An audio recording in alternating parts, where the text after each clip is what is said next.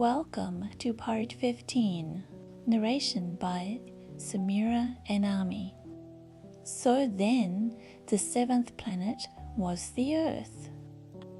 The Earth is not just an ordinary planet. One can count there 111 kings, not forgetting, to be sure, the Negro kings among them, 7,000 geographers, 900,000 businessmen, 7,500,000 tipplers, 311 million conceited men, that is to say, about 2 billion grown-ups.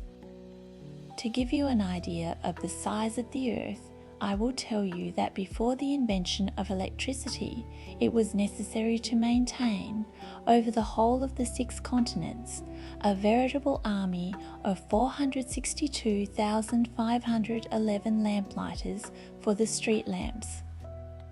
Seen from a slight distance, that would make a splendid spectacle. The movements of this army would be regulated like those of the ballet in the opera. First would come the turn of the lamplighters of New Zealand and Australia. Having set their lamps alight, these would go off to sleep. Next, the lamplighters of China and Siberia would enter for their steps in the dance, and then they too would be waved back into the wings. After that would come the turn of the lamplighters of Russia and the Indies, then those of Africa and Europe, then those of South America, then those of South America, then those of North America. And never would they make a mistake in the order of their entry upon the stage. It would be magnificent. Only the man who was in charge of the single lamp at the North Pole, and his colleague who was responsible for the single lamp at the South Pole, only these two would live free from toil and care. They would be busy twice a year. When one wishes to play the wit, he sometimes wanders a little from the truth. I have not been altogether honest in what I have told you about the lamplighters, and I realize that I run the risk of giving a false idea of our planet to those who do not know it. Men occupy a very small place upon the earth. If the 2 billion inhabitants who people its surface were all to stand upright and somewhat crowded together, as they do for some big public assembly, they could easily be put into one public square 20 miles long and 20 miles wide. All humanity could be piled up on a small Pacific islet. The grown-ups, to be sure, will not believe you when you tell them that. They imagine that they fill a great deal of space.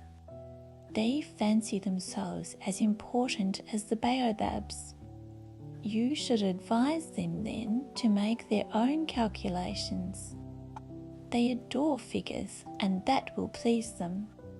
But do not waste your time on this extra task. It is unnecessary.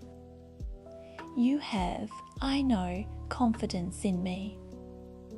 When the little prince arrived on the earth, he was very much surprised not to see any people. He was beginning to be afraid he had come to the wrong planet when a coil of gold, the colour of the moonlight, flashed across the sand. "Good evening," said the little prince courteously.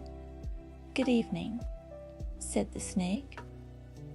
"What planet is this on which I have come down?" asked the little prince. "This is the earth. This is Africa," the snake answered. "Ah, then there are no people on the earth?" "This is the desert. There are no people in the desert." "The earth is large," said the snake. The little prince sat down on a stone and raised his eyes toward the sky. "I wonder," he said.